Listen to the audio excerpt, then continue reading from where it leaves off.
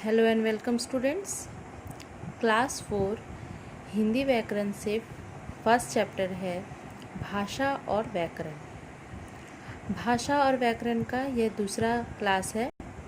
तो बच्चों, पिछले क्लास में हम लोगों ने भाषा के बारे में जाना था और उसके रूप के बारे में जाना था।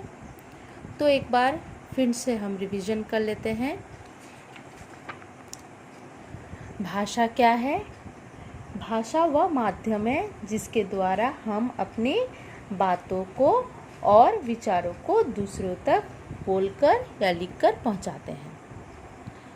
तो बच्चों, हम लोगों ने यहाँ सीखा भाषा किसे कहते हैं। यहाँ इसकी परिभाषा सुंदर तरीके से दिया गया है। जिस साधन से हम अपने विचार या भाव बोलकर या लिखकर प्रकट करते हैं और दूसरों के विचार सुनकर या पढ़कर समझते हैं, उसे भाषा कहते हैं। भाषा के दो रूप हैं, मौखिक और लिखित। मौखिक भाषा क्या है? जिस भाषा को हम बोलकर कहते हैं उसे मौखिक भाषा कहते हैं। मौखिक भाषा के अंतर्गत बोलना और सुनना आता है और लिखित भाषा के अंतर्गत क्या आता है? लिखना और पढ़ना। लिखित भाषा किसे कहेंगे? जिस भाषा को हम लिखकर प्रकट करते हैं उसे लिखित भाषा कहते हैं। उसके एग्जाम्पल के साथ सब कुछ हम पढ़ चुके थे। आज हम नया टॉपिक पर पढ़ेंगे, लिपि। लिपि क्या है? लिपि भाषा का एक लिखित रूप है। इसके द्वारा मौखिक ध्वनियों को लिखकर प्रकट किया जाता है। अलग अलग भाषाओं के लिखने का ढंग व चिन्ह भी अलग अलग होते हैं तथा इनके चिन्हों को ही हम लिपि कहते हैं। तो आइए चलते हैं, चैप्टर में क्या दिया गया है। मौखिक भाषा को लिखने की विधि लिपि कहलाती है। जो हम बोलते हैं वही लिखते हैं। जो हम लिखते हैं उसे ही लिपि कहते हैं।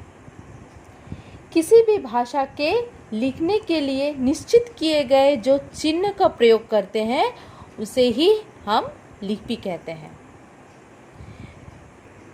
तो देखिए बच्चों, यहाँ लिपि की परिभाषा दिया गया है। किसी भी भाषा को लिखने के लिए प्रयोग किए जाने वाले निश्चित चिन्ह को लिपि कहते हैं। लिपि क्या है आपको पता चल गया होगा। अभी हम लिपि के चिन्हों को बारे में जानेंगे। जैसे कि हम बताएं, किसी भी भाषा के लिखने के लिए प्रयोग किए जाने वाले निश्चित चिन्ह को लिपि कहते हैं। अब वह चिन्ह क्या क्या है? देखिए, भाषा और लिपि। भाषा के अंतर्गत क्या क्या भाषा है? लिपि में जैसे इन चिन्हों का, जैसे हम किस चिन्हों का प्रयोग करते हैं, देवनागरी चिन्ह, रोमन, फारसी, गुरुमुखी, ये किसके अंतर्गत आता है? जैसे हिंदी, संस्कृत, गुजराती, मराठी, नेपाली, 1 2 3 4 5, ये पांचों भाषा किस लिपि के अंतर्गत आता है? देवनागरी लिपि। अंग्रेजी का रोमन लिपि, उर्दू का फारसी लिपि, पंजाबी का गुरुमुखी लिपि। इस प्रकार हम कई लिपियों को लिखते हैं। अगर एग्ज़ाम में पूछा जाए कि हिंदी का लिपि क्या है, हिंदी भाषा का लिपि क्या है, तो हम क्या लिखेंगे? देवनागरी। उसी जगह पर अगर पूछा जाए कि मराठी भाषा का लिपि क्या है, तब हम लिखेंगे देवनागरी। तो इन पांचों भाषाओं का लिपि है देवनागरी। अंग्रेजी भाषा का रोमन, उर्दू का फारसी, पंजाबी का गुरुमुखी। वैसे ही यहाँ बुक में दिया गया है, हिंदी व संस्कृत की लिपि देवनागरी, अंग्रेजी की रोमन, उर्दू की फारसी तथा पंजाबी की लिपि है गुरुमुखी। समझ में आ गया होगा आपको। अभी चलते हैं व्याकरण। व्याकरण क्या है? व्याकरण वह विद्या है जो हमें भाषा के विविध नियमों की जानकारी देती है, भाषा की गलतियों को पकड़ती है तथा उसमें सुधार के तरीके बताती है। शब्द या वाक्य का रूप, अर्थ व प्रयोग ठीक है या नहीं, इसकी जानकारी हमें व्याकरण के द्वारा ही मिलती है। व्याकरण लिंग, वचन और कारक के नियम सिखाती है। भाषा की शुद्धता तथा अशुद्धता की जांच पड़ताल करती है। तो बच्चों, मनुष्य के रंग, रूप और विचारों में बहुत ही भिन्नता आती है। उनके रंग, रूप, विचार, उनके सोच विचार विभिन्न तरह के होते हैं। इसी कारण से हमें यह पता नहीं चलता कि कौन व्यक्ति क्या भाषा को, किस भाषा का प्रयोग किया जा रहा है।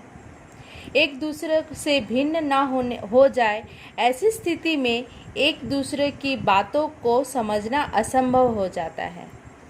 इसलिए एक समुदाय की भाषा में एकरूपता बनाए रखने के लिए ही व्याकरण का प्रयोग किया जाता है। व्याकरण हमें हमारी भाषाओं को शुद्धता करती है, भाषा की शुद्ध अशुद्धता को जांच पड़ताल करती है। भाषा का रूप स्थिर रखने और उसमें शुद्ध रूप का ज्ञान कराने वाले शास्त्र ही व्याकरण कहलाता है। तो आइए अब परिभाषा पर चलते हैं। व्याकरण वह शास्त्र है जो हमें भाषा को सही सही बोलना, पढ़ना, लिखना और समझना सिखाता है। व्याकरण वह शास्त्र है जो हमें भाषा को सही सही बोलना, पढ़ना, लिखना और समझना सिखाता है। इसे ही हम व्याकरण कहते हैं।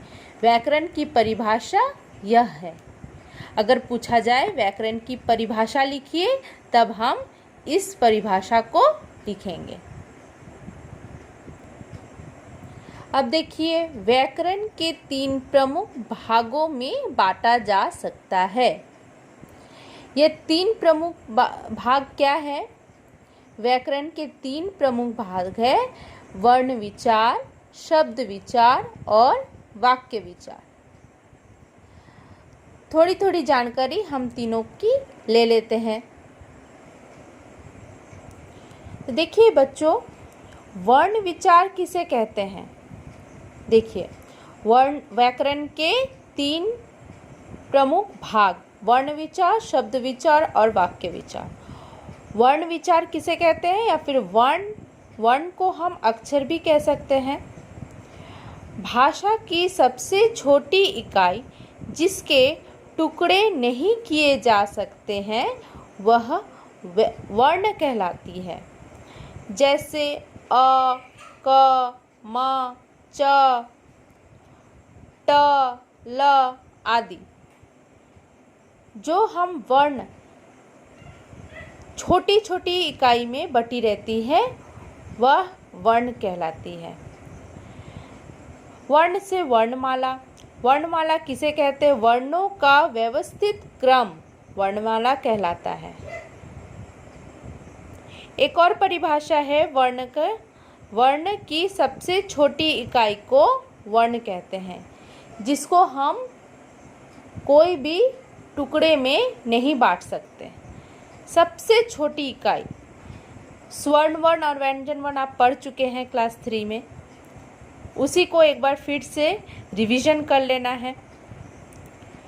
इस वर्ण की परिभाषा इधर है।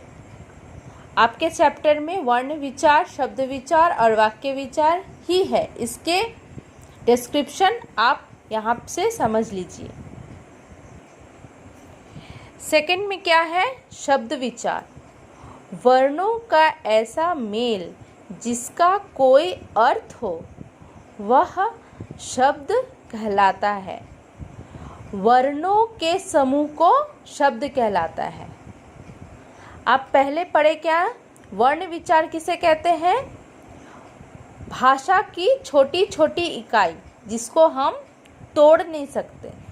लेकिन शब्द विचार क्या है? वर्णों का मेल। वर्णों, छोटी छोटी वर्णों को जब हम एक साथ कोई अर्थ बनाते हैं उससे क्या बनता है? शब्द। जैसे देखिए, भ, आ, ल, उ क्या बन गया? भालू। न, अ, द, बड़ी ई क्या है? नदी।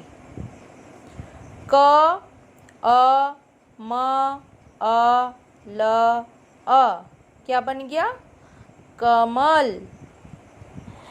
तो इस प्रकार हम जब छोटे छोटे वर्णों को एक साथ मिलाते हैं और उससे कोई अर्थ निकलता है, उसी को हम शब्द कहते हैं। इसका एक और परिभाषा है, वर्णों के ऐसे समूह जिसका कोई निश्चित अर्थ हो उसे शब्द कहलाते हैं। क्या लिखना है? वर्णों के समूह, ऐसे समूह जिसका कोई निश्चित अर्थ निकलता हो उसे शब्द कहलाते हैं। थर्ड में क्या है बच्चों? देखिए, वाक्य विचार। शब्दों के सही मेल से वाक्य बनते हैं। बातचीत करते और लिखते समय हम वाक्य का प्रयोग करते हैं। तो बच्चों, हमेशा हम क्या करते हैं? छोटे छोटे वर्णों को मिला के शब्द बनाते हैं। शब्दों को मिला के क्या करते हैं? वाक्य बनाते हैं। तो यही यहाँ पे प्रयोग होगा कि शब्दों के सही मेल, जब हम शब्दों को सही तरह से मिला के कोई भी सही प्रकार से सजाकर कोई अर्थपूर्ण एक वाक्य बनाते हैं, तब वह क्या बनता है? वाक्य। जैसे देखिए, यहाँ पे क्या दिया गया है? ये अर्थपूर्ण शब्द नहीं है। मतलब अब हम जब ये शब्द पढ़ेंगे तब हम कोई भी वाक्य बना सकते हैं कि नहीं, आप पहले पढ़िए फिर जानेंगे। जैसे बैठी, है, पर, पेड़, चिड़िया, ये सभी एक एक शब्द हैं, लेकिन इससे कोई वाक्य बन रहा है? बैठी, है, पर, पेड़, चिड़िया, नहीं। इसको अगर हम सुंदर तरीके से इस प्रकार से सजा के लिखेंगे तब यह वाक्य बनेगा। जैसे पेड़ पर चिड़िया बैठी है, तो यह क्या हो गया? वाक्य है। यह सार्थक वाक्य बन गया। तो वाक्य किसे कहते हैं? शब्दों के ऐसे समूह जिसका कोई निश्चित अर्थ हो उसे वाक्य कहते हैं। ठीक है, तो फिर से हम चैप्टर पे जाएंगे। तो देखिए, यहाँ व्याकरण के तीन प्रमुख भागों को हम देख चुके हैं, इसके बारे में जान भी चुके हैं। अभी क्या है? व्याकरण के अंतर्गत 3 भागों के नियमों का विस्तृत अध्ययन किया जाता है। यह नियम उच्च कोटि की भाषा सीखने में सहायक होती है और उच्च कोटि की भाषा ही साहित्य को गरिमा प्रदान करती है। अगर हम अच्छी तरह से भाषा को पढ़ेंगे, उसके बारे में जानेंगे, तो हम साहित्य की रचनाएं, जो भी किताबें लिखी गई है उसको हम अच्छी तरह से जान सकेंगे। और जब हम साहित्य को लिखेंगे भी, तब उसकी गरिमा प्रदान कर सकते हैं। मतलब उसको और भी अच्छी तरह से लिख पढ़ सकते हैं। इसके लिए हमको व्याकरण का जानना बहुत ही ज़रूरी है। तो बच्चों, आज हमने इस चैप्टर को अच्छी तरह से पढ़ लिया है। आपका होमवर्क है ये प्रश्न उत्तर है, भाषा किसे कहते हैं, इसको आपको लिखना है। ख में है भाषा के प्रमुख रूप बताइए। भाषा के प्रमुख 3 रूप के बारे में, सॉरी ये नहीं है, भाषा के प्रमुख 2 रूप है, मौखिक और लिखित, और व्याकरण की परिभाषा। ये तीनों आपका होमवर्क है, ये आपको कर लेना है। ठीक है, आज के लिए इतना तक ही। नेक्स्ट क्लास में हम नेक्स्ट अभ्यास करेंगे। आज का डेट है 18/6/20। ठीक है, थैंक यू।